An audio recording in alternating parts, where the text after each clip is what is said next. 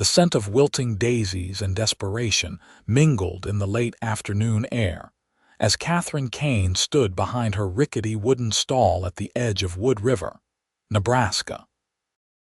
The year was 1878, and the small frontier town was just beginning to find its footing in the wake of the railroad's arrival the previous year. At 24, Katherine hadn't planned to be 6 months pregnant and widowed, selling flowers grown in her small garden to survive each passing day. "Fresh flowers, only 5 cents a bunch," she called out, her voice growing hoarse from the dust and the hours spent trying to attract customers. The spring sun beat down on her calico bonnet, and she placed a protective hand over her swollen belly, feeling the baby shift beneath her touch.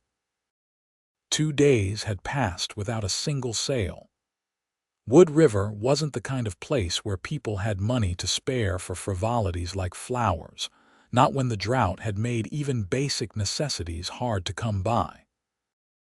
But flowers were all Katherine had to offer, all she knew how to grow after her husband had left her with nothing but debts and an unborn child. The sound of approaching hoofbeats made her look up, squinting against the setting sun. A lone rider approached from the east, his silhouette unmistakably that of a cowboy returning from a long drive. His horse, a magnificent chestnut stallion, kicked up dust that caught the golden light. Katherine straightened her worn dress and adjusted the few remaining fresh bouquets on her table. One more sale before sunset might mean the difference between a meager supper and none at all. The rider slowed as he approached the edge of town. Frederick Keaton had been on the trail for over a month, driving cattle from Texas to the railhead at Grand Island, just 15 miles east of Wood River. He was tired, dusty, and ready for a drink, a bath, and a bed, though not necessarily in that order. The money from the cattle drive weighed heavy in his pocket, payment for months of hard work. He wouldn't have stopped at all if it hadn't been for the strange sight of flowers in this dusty corner of Nebraska territory. Bright spots of color against the browns and tans of the prairie town caught his eye, and behind them, a woman whose condition was immediately apparent even at a distance. Frederick pulled his horse to a stop in front of the small flower stand. Katherine looked up at him, her blue eyes striking against her sun-kissed face, though the dark circles beneath them spoke of exhaustion and worry. "Afternoon, madam," he said, removing his hat. "Those are mighty pretty flowers you've got there." "Thank you, sir," she replied, her voice soft but determined. "They're 5 cents a bunch. I grew them myself." Frederick dismounted, his tall frame towering over her small table. He was 32, with sun-weathered skin and eyes the color of coffee. Years of hard living had left their mark, but there was a gentleness in his gaze that Katherine hadn't expected. 5 cents seems a bargain for such fine work," he said, examining the neatly tied bunches of wildflowers and garden blooms. "How long have you been selling flowers here in Wood River?" "Since my husband died 3 months ago," Katherine answered honestly, seeing no reason to hide her circumstances. "The bank's threatening to take our homestead if I don't make the payment by the end of the month." Frederick nodded, understanding her situation all too well. He'd seen many homesteaders fail, especially women left alone. The West was unforgiving that way. "How much would you charge for all of them?" he asked suddenly, gesturing to the entire table. Katherine blinked in surprise. "All of them, sir." "Every last bunch," he confirmed, reaching into his pocket. "And whatever you've got growing at this homestead of yours." She calculated quickly in her head. "I have 20 bunches here, that would be $1. And maybe 3 times that's still growing in my garden, though some aren't ready for cutting yet." $4 for the lot, then," Frederick said, but he was already counting out 10 silver dollars. "But I think they're worth at least this much." Katherine stared at the money, more than she'd seen it once since her husband Thomas had died in that foolish saloon brawl. "I can't accept that much, sir. It's not right." "What's not right is a lady in your condition standing out in this heat trying to sell flowers to men who'd rather spend their money on whiskey and cards," Frederick replied, placing the money on the table. "Consider it an investment. I've been on the trail too long, Mrs. Katherine Kane," she supplied, still hesitant to take the money. "And you are Frederick Keaton. Most folks call me Fred." He replaced his hat. "Now, Mrs. Kane, I'd be obliged if you'd accept this money and let me help you load these flowers onto my horse. Then perhaps you could show me where you're growing the rest." Katherine knew she should refuse. Taking charity from a stranger went against everything she'd been raised to believe. But the baby kicked again, a sharp reminder of her responsibility to more than just her pride. "Why would you do this, Mr. Keaton?" Frederick's expression softened. "My own mother was widowed with 5 children when I was just 10 years old. She sold eggs and milk to keep us fed. I swore that if I ever saw someone in similar straits, I'd help if I could." There was honesty in his words that Katherine couldn't deny. She nodded slowly and reached for the money. "Thank you, Mr. Keaton. My garden is about a mile outside of town. If you're sure about buying the rest, I'd be happy to show you." Frederick helped Katherine pack up her small stand, carefully loading the bunches of flowers into his saddlebags. He insisted she ride his horse while he walked beside her, leading the way out of town. As they left Wood River behind, Katherine directed him toward a small homestead nestled against a grove of cottonwood trees. The humble cabin came into view first, its weathered logs telling the story of frontier hardship. But beyond it, Katherine's garden was a riot of color against the prairie landscape. Frederick stopped in his tracks, genuinely surprised by the sight. Rows of carefully tended flowers spread across nearly an acre cosmos. Zinnias, daisies, sunflowers, and others he couldn't name. It was a vision of beauty that seemed entirely out of place in this harsh land. "You grew all this yourself?" he asked, unable to hide his admiration.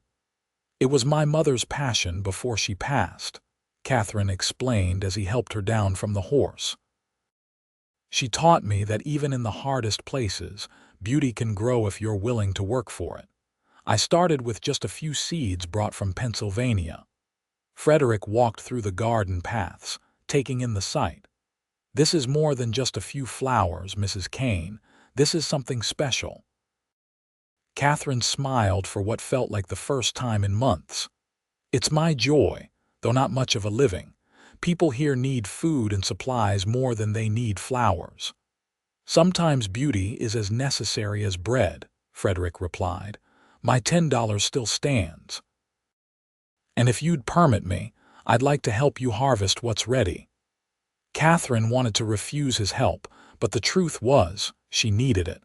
The pregnancy made bending and cutting difficult, and she'd been falling behind on the garden work. "I'd be grateful for your assistance, Mr. Keaton. And perhaps you'd stay for supper. It's not much, but it's the least I can do to thank you." Frederick accepted her invitation, and they spent the remaining daylight hours working side by side in the garden. Katherine showed him how to cut the stems at an angle and which blooms were ready for harvesting. His large hands seemed ill-suited for such delicate work, but he proved surprisingly careful and quick to learn. As the sun began to set, they carried their harvest to the small cabin. Katherine's home was modest but clean, with small touches that spoke of her attempt to create beauty even in poverty, a neatly stitched quilt on the bed, dried flowers hanging from the rafters, a set of china teacups that had survived the journey west. Frederick stood awkwardly in the doorway, suddenly aware of the impropriety of being alone with a widowed woman in her home. But Katherine seemed unconcerned as she set about preparing a simple meal of cornbread and beans. "Please sit, Mr. Keaton." The water in the basin is clean if you'd like to wash up." He did as she suggested, removing his trail dust as best he could. Over the modest meal, Katherine asked about his cattle drive, and he found himself sharing stories of the trail that he'd never told anyone. There was something about her quiet attention that drew the words from him. "I've been driving cattle for 12 years now," he explained. "Started as a boy of 20, thinking it would be an adventure. Now I'm wondering if it's time to put down some roots. You have a place in mind?" Katherine asked, pouring him a cup of chicory coffee. "Not yet. Been saving my money, though. Thought I might look for land around these parts. The railroad makes it a good place for raising and shipping cattle." Katherine nodded. "Wood River is growing. When we arrived 2 years ago, there were barely 20 families. Now there's nearly 100 people, with new businesses opening every month." "How did you end up here?" Frederick asked. Katherine's expression turned wistful. "Thomas, my husband, had big dreams. He read about the Homestead Act in a newspaper back in Pennsylvania and convinced me we could make a fortune out west. 320 acres for just a filing fee seemed like a miracle to a coal miner's daughter." She sighed, absently stroking her belly. The reality was harder than the dream. Thomas wasn't cut out for farming. He spent more time in town than working the land. When he died, I discovered he'd mortgaged most of our claim to pay gambling debts. Frederick's jaw tightened. He'd known plenty of men like Thomas Kane, dreamers who left the hard work and consequences to others. "How much do you owe the bank?" he asked directly. Katherine hesitated before answering. $50 by the end of the month. If I can't pay, they'll foreclose." Frederick whistled low. It was a substantial sum for a woman alone, especially one expecting a child. "And what will you do then?" "I don't know," she admitted, her voice barely above a whisper. "Return east, perhaps, though I have no family left there, or seek work as a housekeeper or laundress in town." Neither option seemed promising for a woman in her condition. Frederick stared into his coffee cup, turning over a thought that had begun forming in his mind the moment he'd seen her garden. "Mrs. Kane, I have a proposition for you," he said finally. "A business proposition," he clarified quickly, seeing her startled expression. "What kind of proposition, Mr. Keaton?" "I've been thinking about settling down, as I mentioned. I have enough saved to buy land, but I know nothing about growing things. You, on the other hand, clearly have a gift." He gestured toward the garden visible through the window. "What if we were to form a partnership? I could pay off your debt and invest in expanding your flower operation." Katherine stared at him.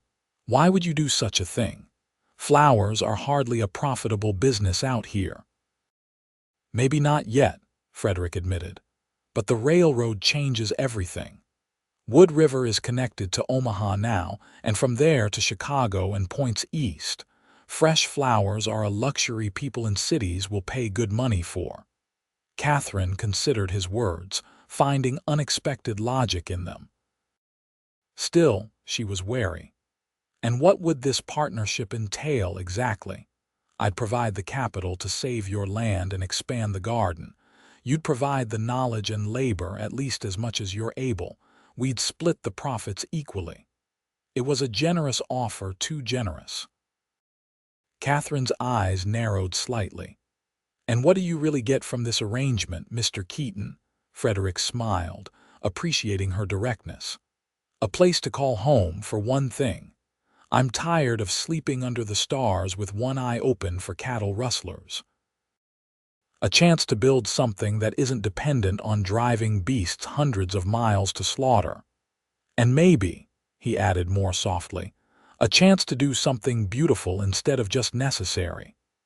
Katherine studied his face, looking for signs of deception but finding only earnestness. Still, caution born from hard experience made her hesitate. "I would need to maintain my independence, Mr. Keaton. This is still my homestead." "Of course," he agreed quickly. I'd build my own place on the property. There's plenty of space. We'd be neighbors and business partners, nothing more. Katherine thought about the bank note coming due, about the baby who would arrive in just 3 months, about the long winter ahead.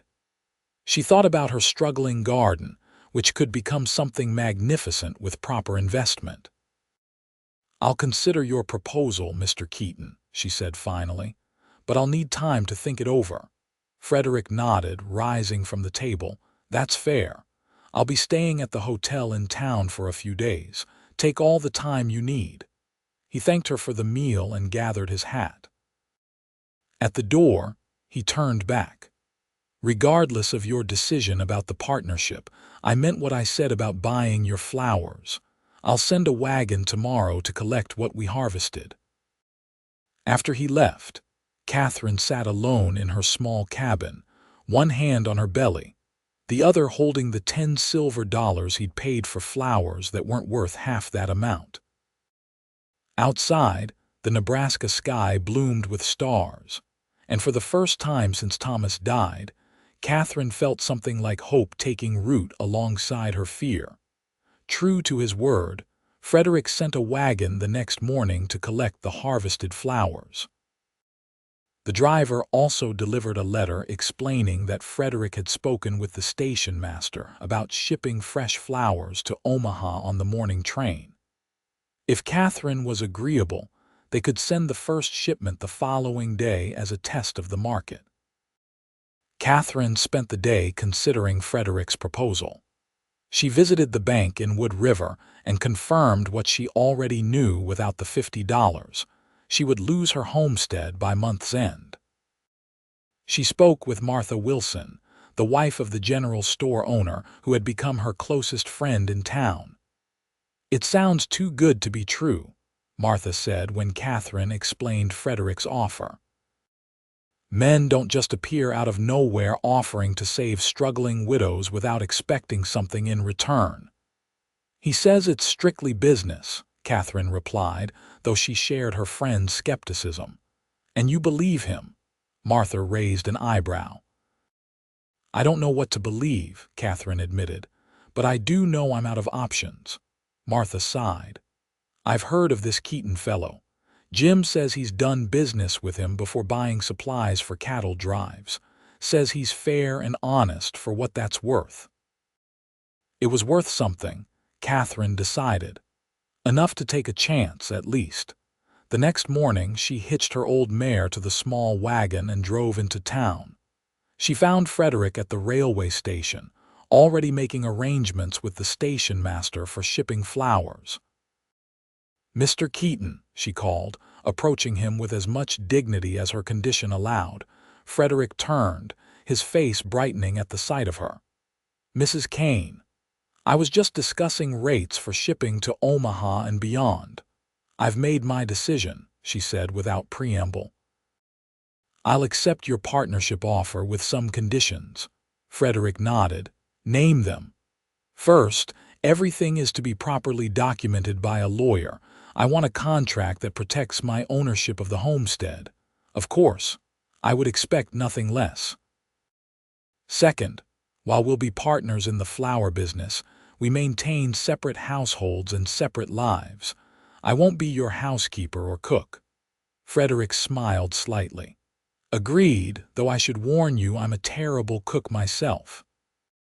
"Third," Katherine continued, ignoring his attempt at humor, "when the baby comes, I'll need help with the garden. I can't do it all alone." "I'll hire whatever help you need," Frederick promised, "and I'll learn to tend the flowers myself." Katherine took a deep breath. "Then we have an agreement, Mr. Keaton."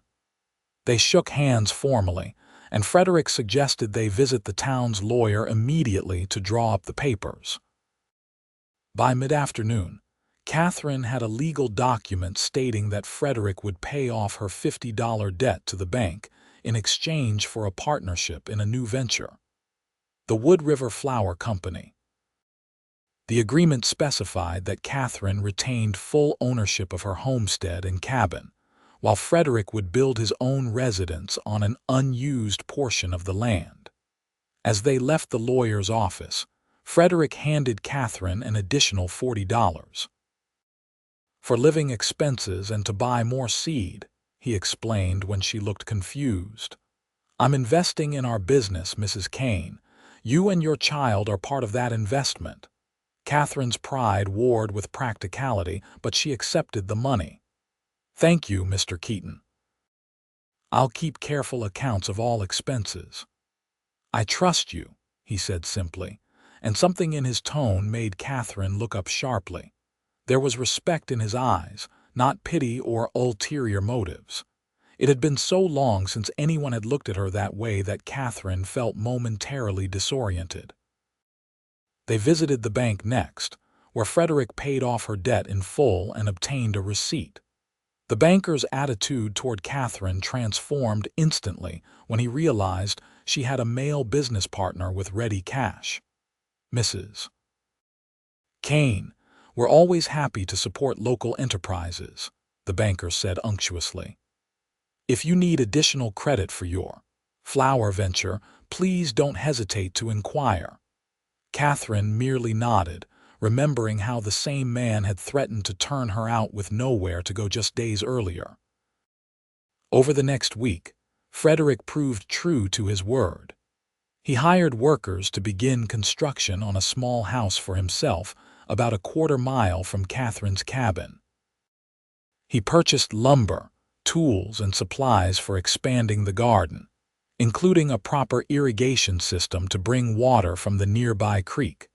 Katherine found herself both impressed and slightly overwhelmed by his efficiency. In 7 days, he accomplished more than Thomas had in 2 years of homesteading. Each morning, she would wake to find new deliveries of supplies, or workers already beginning their tasks under Frederick's direction. They fell into an unexpected routine. Frederick would arrive at her cabin each morning for a brief meeting about the day's priorities. They would work separately until midday, when Katherine would prepare a simple lunch. They often ate in the shade of the cottonwood trees. In the afternoons, Frederick insisted Katherine rest while he continued working, concerned about her health and the baby.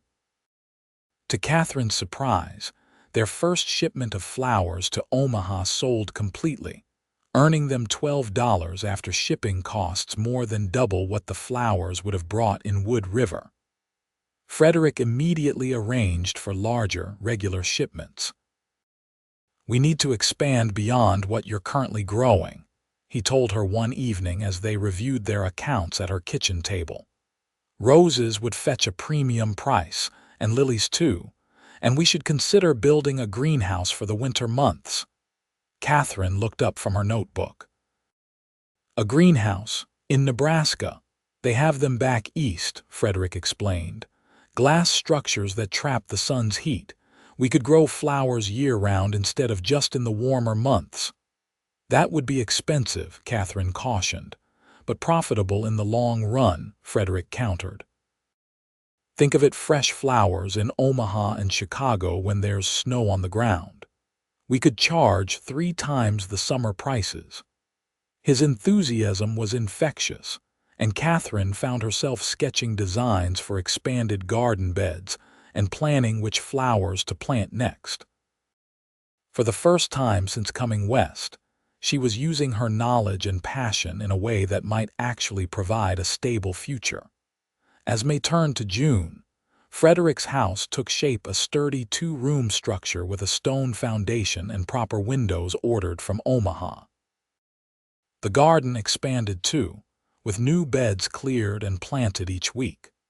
Frederick hired 2 local boys to help with the heavier work, paying them fair wages that earned him respect in the community. Katherine's pregnancy advanced, making it increasingly difficult for her to tend the garden herself. Frederick noticed her discomfort one hot afternoon as she struggled to rise from weeding a bed of newly planted seeds. "Mrs. Kane," he said, hurrying to offer his arm, "you should be resting." "The weeds don't rest," she replied, though she accepted his help gratefully. "Perhaps it's time we hired a woman to assist you," Frederick suggested. Mrs. Wilson mentioned her niece is arriving from Pennsylvania next week. Apparently, she has some experience with gardening. Katherine hesitated. Having another woman around would be a relief, but also a reminder of how dependent she'd become on Frederick's generosity. Despite their legal partnership, she was acutely aware that most of the money flowing into their venture came from his savings. "I don't want to be a burden," she said finally. Frederick's expression grew serious. "You're not a burden, Katherine. You're the heart of this business. Without your knowledge, none of this would be possible." It was the first time he had used her given name, and the intimacy of it hung in the air between them. Katherine felt herself blushing and turned away, blaming her condition for the sudden rush of emotion. "Very well," she said, keeping her voice businesslike. "If Mrs. Wilson's niece is interested, we can offer her a position." The niece, Sarah Wilson, proved to be a godsend. At 19, she was eager to earn her own money and quick to learn Katherine's methods for tending the flowers. With Sarah's help, Katherine was able to rest more while still maintaining oversight of the garden.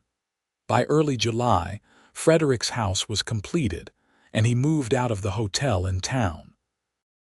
Their business continued to grow, with twice-weekly shipments now going as far as Chicago, where a flower merchant had contracted to buy everything they could supply.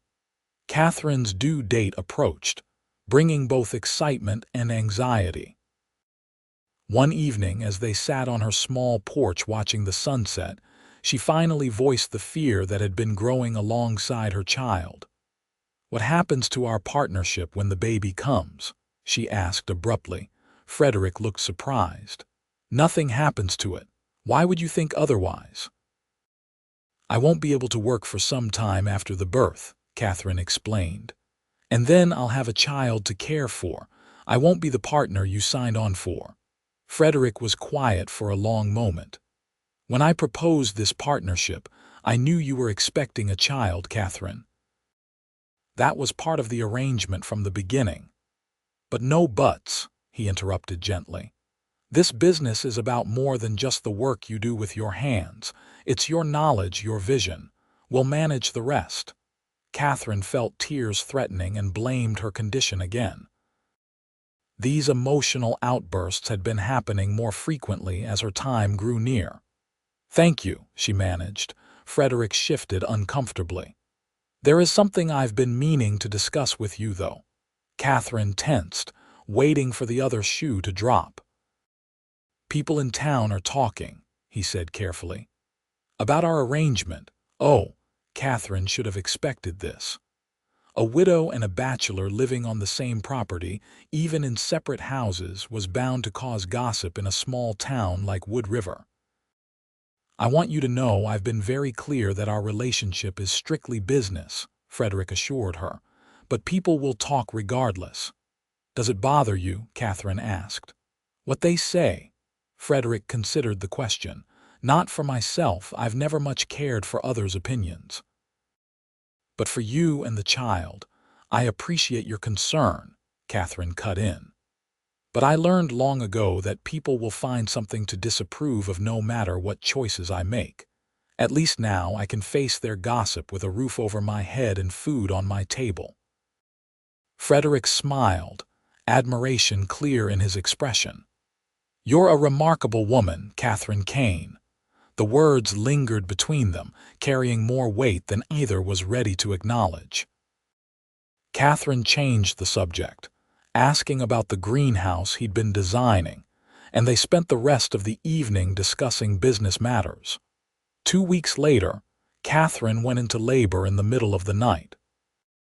Sarah, who had taken to staying in Katherine's spare room as the due date approached, ran to fetch Frederick and the midwife from town. Frederick paced outside the cabin for hours, listening to the muffled sounds of Katherine's labor with growing concern.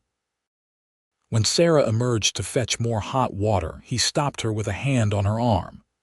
"Is she all right?" he demanded. Sarah, looking tired but not alarmed, nodded. "Mrs. Miller says everything is progressing normally. These things take time, Mr. Keaton. Frederick resumed his pacing, surprising himself with the depth of his worry. In the months since he'd first stopped at Catherine's flower stand, she had become more than just a business partner to him. Her quiet strength, her determination, her rare but transformative smile all had worked their way into his thoughts until he could hardly remember what his life had been like before her. Just after dawn, a new sound pierced the morning air, the strong cry of a healthy baby. Frederick froze mid-step, his heart pounding as he waited for news. Nearly 30 minutes passed before Mrs. Miller, the midwife, opened the cabin door. "Mr. Keaton," she said with a tired smile, "Mrs. Kane would like to see you." Frederick removed his hat and entered the cabin hesitantly. The main room was empty, so he approached the partially open bedroom door. "Katherine," he called softly. "Come in, Frederick," she answered, her voice weary but clear. He pushed the door open to find Katherine propped up in bed, her hair loose around her shoulders, holding a small bundle wrapped in a white blanket. Her face was pale with exhaustion but radiant with a joy he'd never seen there before. "Meet James Frederick Kane," she said, turning the bundle slightly so Frederick could see the tiny red face of the newborn. Frederick stared at the child, then at Katherine, stunned by the middle name she had chosen. "You named him after me." Katherine's smile was shy. "You saved us both when you bought my flowers that day. It seemed fitting that he should carry your name." Frederick felt an unexpected tightness in his throat. "May I?" he asked, gesturing toward the baby. Katherine nodded, and with extreme care, Frederick took the tiny infant in his large, calloused hands. James squirmed slightly but didn't wake, his little chest rising and falling with each breath. "He's perfect," Frederick whispered, overwhelmed by the trust Katherine had shown in allowing him to hold her child. "He is," she agreed, watching the tenderness with which the cowboy cradled her son. In that moment, something shifted between them, something neither was ready to name but both recognized. Frederick carefully returned James to his mother's arms. "You should rest," he said. "I've hired Mrs. Peterson to help with the cooking and cleaning for the next few weeks, and Sarah knows what to do in the garden. You don't need to worry about anything." Katherine's eyes filled with tears of gratitude. "I don't know how to thank you for all you've done." "No thanks needed," Frederick assured her. "We're partners, remember? I'm just doing my part." But they both knew it had become much more than that. The weeks following James's birth were a blur of adjustment for Katherine. The baby proved to have strong lungs and a healthy appetite, keeping her busy day and night. True to his word, Frederick ensured she had all the help she needed. Mrs. Peterson, a widow from town, came daily to cook and clean, while Sarah continued to manage the garden with Frederick's assistance. Katherine was surprised by how naturally Frederick took to being around the baby. When he visited each evening to report on the day's business, he always asked to hold James, speaking to the infant in the same serious tone he used to discuss shipping contracts or seed orders. By August, Katherine was ready to resume some of her duties in the garden. The flower business had continued to thrive in her absence, with Frederick implementing several of her plans for expansion. The foundation for their greenhouse had been laid, and the glass panels were expected to arrive by train within the month.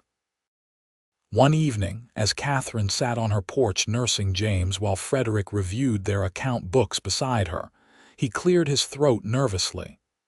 "I've been thinking," he began, keeping his eyes on the ledger, "that we should consider formalizing our arrangement." Katherine shifted James to her shoulder. "What do you mean? We already have a legal agreement." Frederick set aside the ledger and finally met her eyes. "I'm not talking about the business, Katherine." Her heart began to pound as she realized what he was suggesting. "Frederick, please hear me out," he said quickly. These past months have been the happiest of my life. I never expected to find a home here, but that's what this place has become for me because of you and James." Katherine felt her cheeks flush.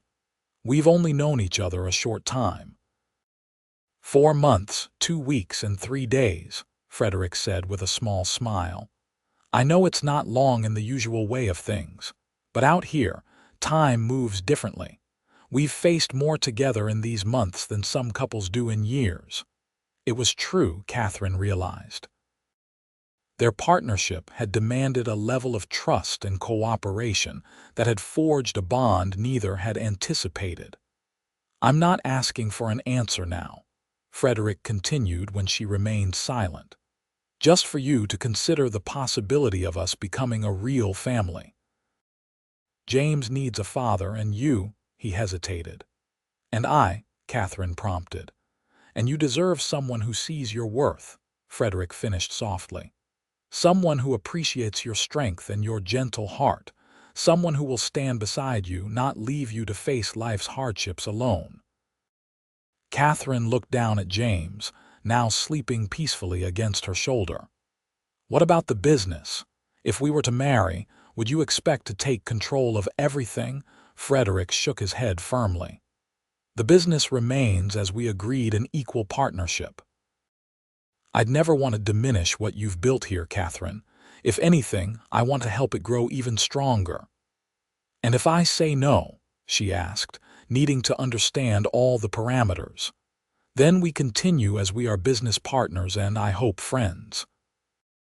Frederick's voice was steady, though Katherine could see the tension in his shoulders. "I won't pressure you or make things uncomfortable between us. My feelings for you and James won't change regardless of your answer."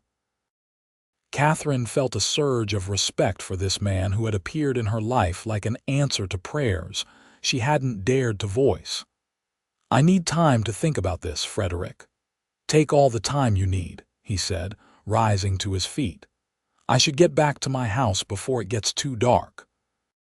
"Will you be all right?" Katherine nodded, watching as he gathered his hat and ledger. At the steps, he turned back. "Whatever you decide, Katherine, know that meeting you that day was the best thing that ever happened to me." He left before she could respond, his tall figure disappearing into the gathering dusk. Katherine sat for a long time after he'd gone, holding her sleeping son and contemplating a future she'd never imagined possible. The next morning, Katherine took James in his small basket and walked to Martha Wilson's house in town. She needed a woman's perspective, and Martha had proven to be a loyal friend. "He proposed," Martha exclaimed when Katherine explained the previous evening's conversation. "Well, it's about time. The whole town has been wondering when he'd get around to it." "The whole town has been discussing my personal affairs?" Katherine asked, dismayed. Martha waved a dismissive hand. "Of course they have. What else is there to talk about in Wood River? But it's mostly good talk. People are impressed by what you two have built together with the flower business." "That's just it," Katherine sighed, adjusting James in her arms. "The business is going so well. What if marriage ruins that?" Martha gave her a shrewd look. "Is it the business you're worried about? Or are you afraid to trust another man after what Thomas put you through?" The question hit uncomfortably close to home. Katherine had never spoken openly about her first marriage, but Martha had guessed much of it from small comments and observations. "Thomas wasn't a bad man," Katherine said defensively, "just weak. He couldn't resist a game of cards or a bottle of whiskey." "And Frederick Keaton, what kind of man is he?" Martha pressed. Katherine considered the question seriously. "Solid, reliable. He does what he says he'll do when he says he'll do it. He's kind to James, though he has no obligation to be, and he treats me as an equal, not as someone to be managed or pitied." Martha smiled knowingly. "Sounds like you've already made up your mind." "Have I?" Katherine looked down at James, who was beginning to fuss. "I'm afraid, Martha, afraid of making another mistake." "Life doesn't come with guarantees," Martha said gently, but from what I've seen, Frederick Keaton is nothing like your first husband. And he's already proven what kind of partner he is through actions, not just words. Katherine knew her friend was right. In the months since Frederick had bought her flowers, he had demonstrated his character consistently through both large gestures and small kindnesses. He had never made her feel indebted or inferior, despite his financial investment in their venture. "What about James?" Katherine asked. "How can I know Frederick will be a good father?" Martha laughed. "Katherine, that man dotes on your son as if he were his own flesh and blood. Just yesterday, I saw him in the general store buying a wooden rattle that won't be of any use to James for months yet. He said he wanted to be prepared." This was news to Katherine, and it sent a warm feeling through her chest. "He didn't tell me about that." "Because he doesn't do these things for recognition," Martha pointed out. "He does them because that's who he is." By the time Katherine left Martha's house, her mind was clearer, though she still wasn't ready to give Frederick an answer. She wanted to be absolutely certain before committing her future and her sons to this man who had transformed her life. For the next week, Katherine observed Frederick with new awareness. She noticed how he always made sure the wood box by her stove was filled, how he checked on her cabin's roof and windows in preparation for the coming fall weather, how he spoke to James as if the infant understood every word. She also began to acknowledge the feelings that had been growing inside her, feelings she had suppressed out of fear and caution. The truth was, she had come to care deeply for Frederick. His steady presence brought her a peace she had never known, even in her first marriage. One evening in late August, as they sat together on her porch watching a spectacular Nebraska sunset, Katherine finally reached her decision. James was asleep in his cradle inside, and a gentle breeze carried the scent of the flowers that had brought them together.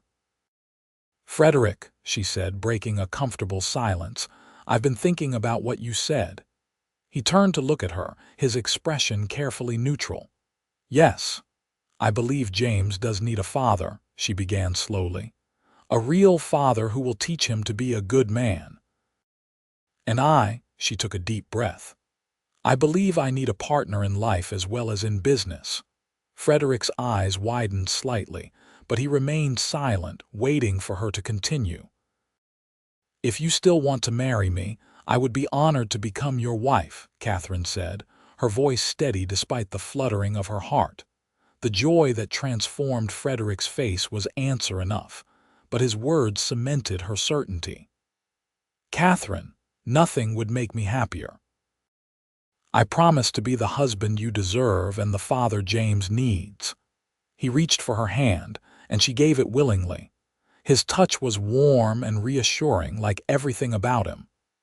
"There's something else I should tell you," Frederick said, his expression growing serious again. "I've loved you since the day I saw you standing behind that flower stand, not just for your courage or your determination, though I admire both. I loved you for the beauty you created in this harsh place, for the gentleness you maintained despite everything you'd endured." Tears filled Katherine's eyes at his confession. "I never expected to find love again," she admitted. "I thought that part of my life was over, but you showed me it was possible to start anew." Frederick leaned forward slowly, giving her time to pull away if she wished. When she didn't, he kissed her with a tenderness that made her tears spill over. It was a promise, that kiss a promise of protection and partnership, of shared joys and burdens, of a future brighter than either had dared to imagine. They were married 2 weeks later in Wood River's small church, with Martha Wilson and her husband standing as witnesses. James, dressed in a christening gown Martha had sewn, gurgled happily throughout the ceremony, as if giving his approval to the union. That evening, after Frederick had moved his few possessions into Katherine's cabin, they had decided his house would become their business office. They stood together in the garden that had been the beginning of everything. "I never thanked you properly," Katherine said, looking up at her new husband. "For what?" Frederick asked, his arms secure around her waist. "For buying my flowers that day. For seeing value in what I had to offer when no one else did." Frederick smiled down at her. "I should be thanking you. You sold me flowers, but you gave me a home and a family. I'd say I got the better deal." Katherine laughed, feeling lighter than she had in years. "Perhaps we both did." As the seasons changed, so did the Wood River Flower Company. The greenhouse was completed before the first frost, allowing them to grow flowers throughout the harsh Nebraska winter. By the following spring, they had hired 5 local women to help with the increased production, and their flowers were being shipped as far east as New York City. James grew from an infant to a toddler, following Frederick around the garden on unsteady legs and reaching for flowers with pudgy hands. Katherine's heart swelled watching them together, Frederick teaching James with infinite patience, treating the boy as his own son in every way that mattered. In the spring of 1880, Katherine discovered she was expecting again. When she told Frederick, his response was to lift her off her feet and spin her around in celebration before setting her down with an apology for his exuberance. "Are you happy about this?" she asked, though his reaction had made the answer obvious. "Happier than I can say," Frederick assured her, placing a gentle hand on her still flat stomach. "Another child to love, what greater blessing could there be?" Their daughter, Elizabeth Martha Keaton, was born that November, a perfect, red-headed baby girl with her father's brown eyes. James, now 2.5, approached his new sister with solemn curiosity, declaring her tiny, before turning his attention back to the wooden horse Frederick had carved for him. By 1883, the Wood River Flower Company had expanded to include 3 greenhouses and over 20 acres of outdoor growing space.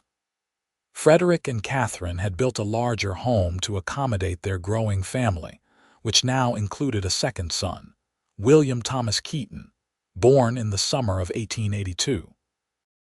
Their success brought changes to Wood River itself. The railroad had made the town an important stop, and new businesses had sprung up to serve the growing population. Katherine and Frederick used some of their profits to establish a small school, insisting that girls receive the same education as boys, a controversial position that eventually gained acceptance as the benefits became apparent. One evening in the spring of 1885, as they sat on the porch of their home watching their children play in the yard, Frederick turned to Katherine with a thoughtful expression. "You ever think about that first day we met?" he asked. "How different things might have been if I'd ridden past your flower stand without stopping," Katherine smiled, leaning against his shoulder. "I think about it often. I was at the end of my hope that day." "And I was at the beginning of finding mine," Frederick replied, taking her hand. "Though I didn't know it yet." 7-year-old James ran up to them, holding a bunch of wildflowers he'd picked from the edge of the garden. "For you, Mama," he said proudly, presenting his slightly crushed bouquet. Katherine accepted the flowers with appropriate appreciation, remembering another bouquet from long ago that had changed everything. "Thank you, James. They're beautiful." As their son ran back to rejoin his siblings, Frederick squeezed Katherine's hand. "You know, I never did tell you why I really stopped that day." "Why?" Katherine asked, curious after all these years. "It wasn't the flowers, though they caught my eye," Frederick admitted. "It was you. Standing there in the dust and heat, about to bring new life into the world, still fighting to create beauty when most would have given up. I thought to myself, there's a woman worth knowing." Katherine's eyes misted with tears. "And are you glad you did? Get to know me, I mean." Frederick's answer was to pull her close and kiss her tenderly. "Glad doesn't begin to cover it, my love. You and our children are the garden I never knew I was meant to tend. And like all the best gardens, you've grown more beautiful with each passing season. As the sun set over the Nebraska prairie, painting their flowering fields in gold and amber, Katherine reflected on the journey that had brought them here. From desperate widow to successful businesswoman, from lonely cowboy to devoted family man, they had transformed each other's lives as surely as they had transformed the land around them. What had begun with a simple transaction, a cowboy buying flowers from a woman in need, had blossomed into something neither could have foreseen. Love had taken root in the unlikely soil of hardship and flourished, proving that even in the harshest conditions, with care and commitment, the most beautiful gardens could grow. And as Frederick had once told her, sometimes beauty was as necessary as bread. Their love had nourished them both, sustaining them through difficult times and multiplying their joys. Together, they had created not just a successful business, but a legacy of love that would continue to bloom for generations to come. In the gathering twilight, their children's laughter mingled with the scent of flowers on the evening breeze, the sweetest harvest of all.